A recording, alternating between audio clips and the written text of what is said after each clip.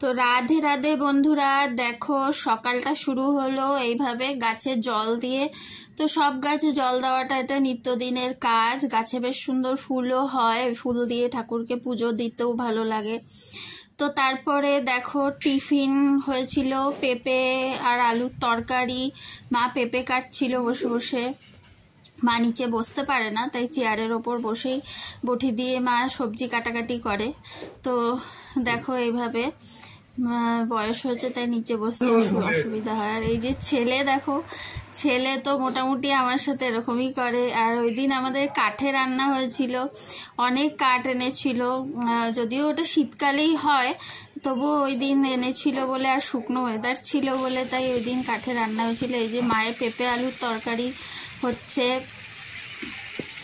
এটা দিয়ে রুটি দিয়ে সকালের টিফিন। এই যে আটা মেখে দিয়েছিলাম আমি, আটা মেখে রুটি হয়েছিল। তারপরে দেখো সবজি কাটতে বসেছিলাম। উচ্ছে আলু আর হচ্ছে চিচিঙ্গা রান্না হয়েছিল, আর ডাল। এই আর ছেলের জন্য আলু ভাজা নিত্যদিনই হয়, রোজকারের ব্যাপার সেটা। তো এইসব কেটে কুটে সবজি কেটে কুটে গুছিয়ে দিই। আর মা এই যে ওপরে রান্না বসিয়েছিল কাঠের উনুনে।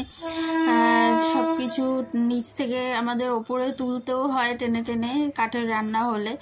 তো ভালোই লাগে, ওপরে খোলামেলা সব, চারিদিকে আলো হাওয়া এইগুলো দিয়ে উনুন জ্বালানো হয়, কাঠের ছিলকা এগুলো সব শীতকালের প্রস্তুতি। আর এই যে আমি পুজো দিতে বসছিলাম, সেদিন বৃহস্পতিবার ছিল, এটা বৃহস্পতিবারের ভিডিও।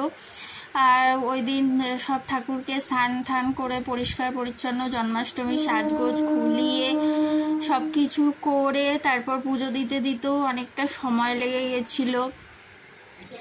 পুজো দিতেও অনেক সময় লাগে, সময়ের ব্যাপার।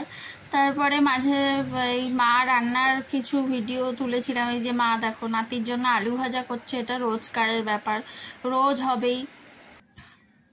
তারপরে আমি এই যে বৃহস্পতিবারের পুজোটা সারছিলাম, ঘট ঠট সব ঘট পেতে পুজো দিয়ে সব কিছু করে বেশ খানিকটা সময় লাগে। তারপর পুজো সেরেই মা চিচিঙ্গার তরকারি রান্না করছে। মায়ের, আমার শাশুড়ির হাতে রান্নার তুলনা নেই, দারুণ রান্না করে। তো যদিও শরীরটা একটু ভালো নেই সবারই। তারপরে এই যে দুপুরে খাওয়া দাওয়ার পালা, খেতে বসেছিলাম।